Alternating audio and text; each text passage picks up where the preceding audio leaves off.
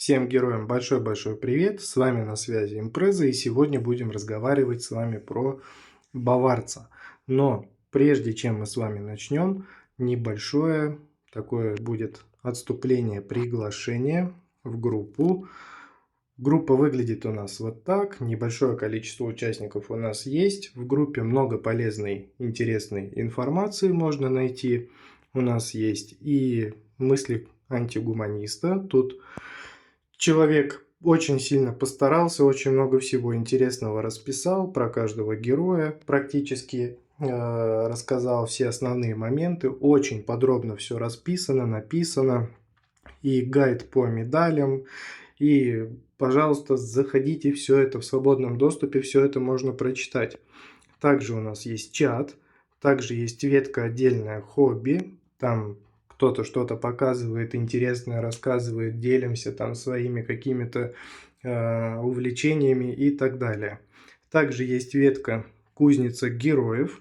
Здесь все рассортировал недавно по фракциям для удобства, то есть можно, например, на кого-нибудь нажать и прочитать кратко про героя, посмотреть, как правильно, ну не то чтобы как правильно, а как выставить кузницу, чтобы вам было удобно, не ломать голову над тем, какая сторона в кузнице будет более выгодная, то здесь все расписано. Все это можно здесь посмотреть. Такая же ветка у нас есть и по палкам. Практически все палочки у нас здесь расписаны. Можно все это посмотреть, прочитать, как выставлять кузницу. То есть все очень удобно сделано. Все для комфортной игры. И что у нас еще есть? Есть тир-лист последний. Он у нас обновляется. Он создан на основе голосований участников группы. Поэтому заходите, принимайте участие, голосуйте. Ваш голос обязательно будет учтен. И тир-лист будет составлен на основе голосов в этой теме. Поэтому заходите, всех ждем. Группа выглядит у нас вот так. Найти можно легко. Ссылки в описании, в шапках. Там есть. Если даже ссылка, например, не работает, то, пожалуйста, там вот название. Можно все это написать, все это можно найти. Итак, что еще хотел сказать? Приглашаю также вас к нам в гильдию. У нас открыт сейчас набор. Очень много мест у нас появилось свободных. Собираем людей в академку. У нас гильдии сейчас 5. Вот есть красные, есть фиолетовые, есть зеленые чуть-чуть пониже. Там еще синие у нас тоже есть. И есть еще академка, там розовая эмблема. Все игроки проходят, можно сказать, через академку. Большинство игроков, кто-то сразу в хорошие высокие составы попадает, которые выше в рейтинге. Ну, естественно, есть ребята, которые с розовой гильдии проделали такой мощный путь, они добежали до красной гильдии, до самой верхней, поэтому заходите, мы во всех вопросах там подскажем, научим, помогаем, общительный, дружный коллектив, во всех вопросах всегда найдем ответ по игре обязательно. Так, ну и теперь давайте уже вернемся сюда, к баварцу. Сразу вот так вот заранее, конечно, приношу извинения за такое вот долгое вступление. Кто-то, может быть, уже и состоит, кто-то, может быть, уже и там есть. Ну, в любом случае, может быть, кто-то откликнется и придет к нам. Буду рад каждому. Итак, баварец. Баварец. Это ремастер, на него обзор уже был. Я помню, когда его выбил. Разочаровался я в нем очень и очень сильно, и прям негативно и плохо о нем отзывался, потому что не понимал, для чего он нужен и что это такое, с чем его едят. Давайте я сейчас постараюсь вам рассказать, где он применяется, в чем его фишка, почему в тир-листе он так высоко находится, и сейчас я вам все расскажу. Итак, здесь у нас что интересного? Да и в целом-то и ничего, только вот в глаза попадается нам только длительность ульты увеличена на 0,3 секунды. Ну, много это или нет, я думаю, вы прекрасно понимаете, что это ничтожно мало. И там с повышением ранга, конечно, этот показатель будет у нас выше и выше, но на самом деле это не особо здесь влияет. И не особо это какую-то решающую роль в фишке героя играет. Самое интересное, все находится у нас именно здесь. Давайте по порядку. 100% урона, окей, хорошо. Плюс один апгрейд на старте, тоже здорово. Еще один апгрейд, тоже хорошо. Все герои получают у нас 12,5% к урону. Здесь стандартно. Снова плюс 100% к урону. 2,5% к шансу нанесения критического урона. Это тоже полезная штуковина на 70 уровне, которая распространяется на весь ваш аккаунт. На 90 уровне уже вот поинтереснее пошло.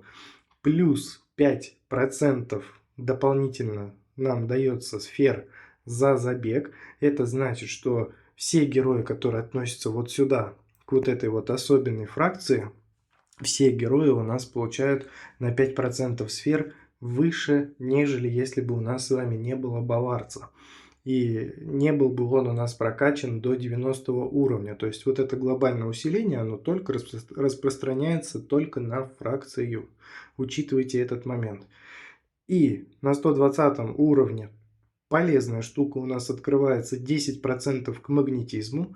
Что это значит? Это значит, что предметы, ну тут в частности, конечно, на усиление, которое мы с вами добываем с помощью того, что мы разбиваем вот эти ледяные глыбы, на это у нас не распространяется магнетизм. Там уже нужно прям вплотную подбегать, чтобы подобрать тот же самый кулачок, щит, там магнит и так далее. Но на опыт это распространяется. То есть в этом будет польза. Соответственно, нам будет легче набирать уровень, и мы будем более уверенно себя чувствовать в том или ином забеге. То есть это очень хорошее глобальное усиление, оно нужно, его обязательно нужно стараться открывать. И самое главное, что у нас здесь, это персональное глобальное, ну даже не глобальное, локальное усиление, которое распространяется только на баварца, это плюс 15% сфер за забег. То есть, что можно сделать вообще, какой вывод из всего этого? Герой у нас с вами нужен для того, чтобы добывать сферы. То есть мы с вами рано или поздно приходим к такому этапу игры, когда нам нужно прокачивать героев, сфер катастрофически мало, их не хватает. И если мы с вами доведем баварца до 140 уровня, мы обязательно должны с вами его использовать для того, чтобы поднимать количество наших с вами сфер еще быстрее, еще больше, еще эффективнее. И вот баварец как раз таки в этом вопросе нам с вами поможет. Но учитывайте еще такой момент, что герой в целом достаточно слабоват, то есть требует прокачки аккаунта, но если мы с вами находимся на стадии фарма и получается фармить, например, 275 уровень в стране конфет, где максимальный показатель сфер, либо даже если мы находимся где-то ниже, нам будет очень полезно наличие баварца именно на 140 уровне. То есть, вот, допустим, можно зайти в топовые какие-нибудь гильдии и открыть список участников той или иной гильдии, но особенно раньше это было, потому что сейчас уже, конечно, есть альтернатива. Альтернатива у нас это Крампус, который у меня закрыт. Давайте посмотрим, что у него там написано. Он тоже, видите, да, в этой фракции. Здесь он тоже даст нам еще плюс 5% сфер за забег, если мы его откроем. И здесь у него 140 уровень, все то же самое. То есть такое же глобальное усиление. То есть альтернатива есть. Но до появления Крампуса баварец у нас был незаменимым в этом плане. Итак.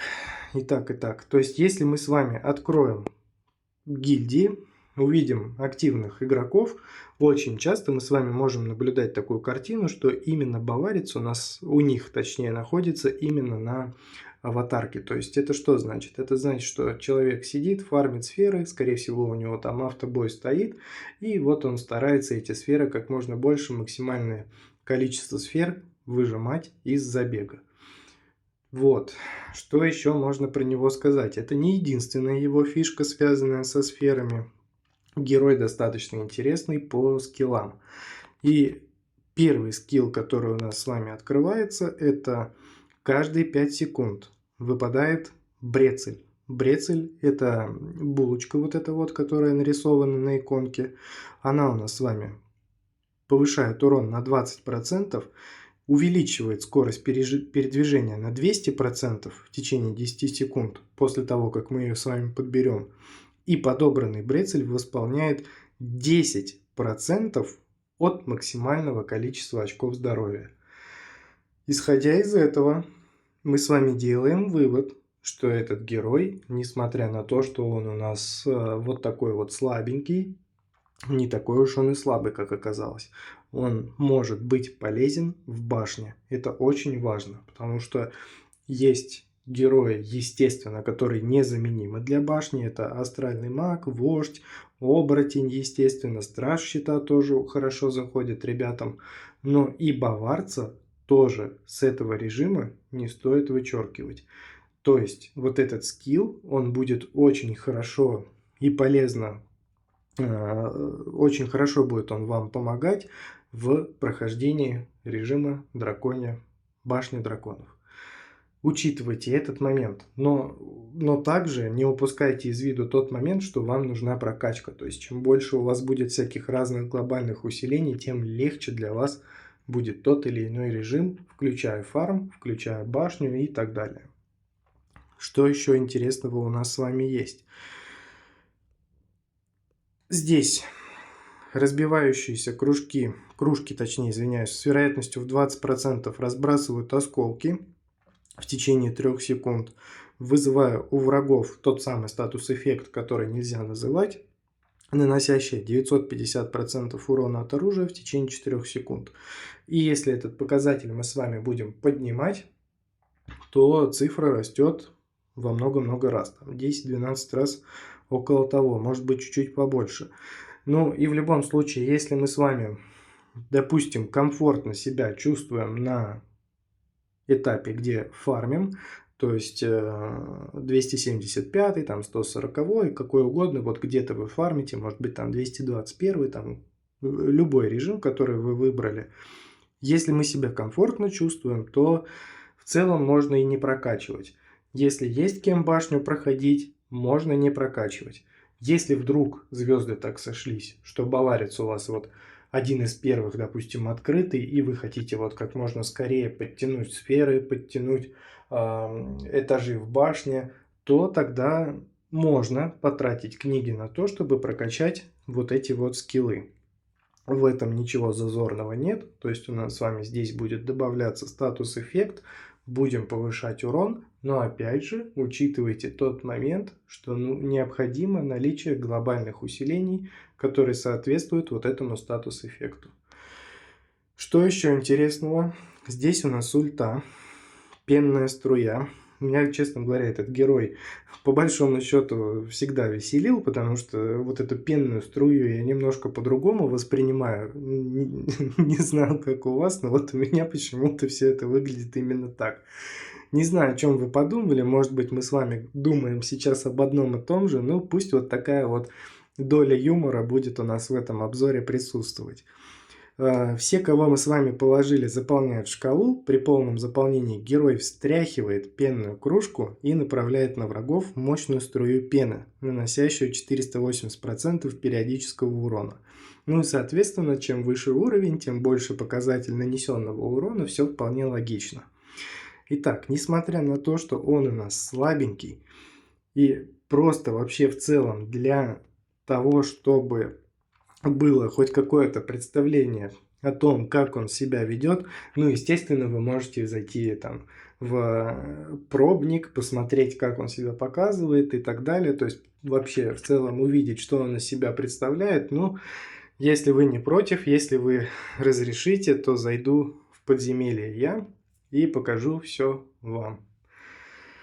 Так, давайте сразу пенная кружка 1, пенная кружка 2. Здесь добавим контроль и повысим урон. Пенная кружка 3. Области прибавим 5. Ну все, полностью, да? В кузницу еще не сходили. Ну, в кузницу смысла нет идти, потому что там ничего и нет. Поэтому я туда и не пошел. Итак, здесь берем вот это. Ну и возьмем молот, чтобы у нас лишнего не было. Так, ну давайте смотреть. Вот мы с вами немножко очков здоровья уже здесь потратили. Булочку мы с вами почему-то взяли, хотя я не хотел ее поднимать. Не хотел, но сейчас выпадет другая. Сейчас мы ее обязательно с вами найдем. Урон давайте поднимем. Где-то она у нас с вами здесь должна появиться. Так, клык смысла брать нет, потому что скилл работает и так. Вот у нас булочка, раз, жизни прибавились. Ну здорово, по-моему, да. Мне прям вот этот момент очень нравится, и поэтому можно использовать его в башне, но будьте осторожны, потому что со временем потом мобы станут очень и очень... Давайте чуть-чуть прибавим. Мобы станут очень и очень сильными, и еще надо будет как-то умудриться и уследить и за мобами, и уследить за тем, где находится эта булочка, хотя в башне там она попроще, тут еще и карта такая не совсем удачная в плане визуализации, то есть она тут немножко с рельефом сливается, но в целом герой на самом деле забавный, я бы сказал. Он забавный, интересный, есть у него какие-то вот такие вот приятные особенности, и вот не выпадает, да? Вот она выпала, все, то есть она выпала, мы ее подобрали, у нас и скорость передвижения чуть-чуть увеличивается, и здоровье восстанавливается. Ну, прекрасно, просто прекрасно. То есть все то, что нужно для выживания, то есть все то, что нужно для того, чтобы проходить какие-то там сложные режимы, и башня тому не исключение. То есть пробуйте, тестируйте, проходите все, что только можно. Вот у нас пошла вот эта пенная струя, которая в свое время меня прям, честно говоря, очень сильно веселила. Вот, ну, делайте выводы. Делайте выводы, даже если вам кажется, что он прям супер сильно слабый, да нет, в нем есть такой скрытый потенциал, который вам пригодится рано или поздно. И вот даже в подземелье здесь, где не каждый герой у меня способен на то, чтобы здесь выжить, и вот даже здесь он творит чудеса, и пусть он мало урона наносит, да, я все это прекрасно понимаю, но тем не менее он способен выжить, он способен выстоять, он способен себя как-то обезопасить с помощью вот этих вот булочек, плюс он еще и накладывает статус-эффект, то есть все задатки для того, чтобы его поставить наверх в тир-листе, все задатки есть. Сейчас посмотрим на урон. Помню, что первый мой забег, который был за баварца, по-моему, был 4 с чем-то биллионов. Не знаю, мне кажется, сейчас не сильно больше будет, может быть, даже не совсем прям великая будет, не совсем большая будет разница. Давайте посмотрим. 5,5. 5,5, да, то есть разница небольшая, но тем не менее он выстоял, он пробежал и он доказал, что он силен. Поэтому в этом обзоре, ну вот пусть вот так вот будет немножко красиво, да, приношу извинения свои за первый обзор по баварцу, приношу извинения ему, герой хороший, полезный, нужный, и со сферами у него все хорошо, и в башне он тоже может чудеса показать, скажем так. И, соответственно, он очень и очень нужен для нас. Открывайте, прокачивайте, подписывайтесь, там, пишите в комментариях, есть у вас баварец или нет его. Буду рад. Вступайте в группу, если кому-то, если кого-то заинтересовало предложение по вступлению в гильдию, то тоже пишите мне в личку. Я думаю, вы знаете, как меня найти. На этом все. Всем пока-пока.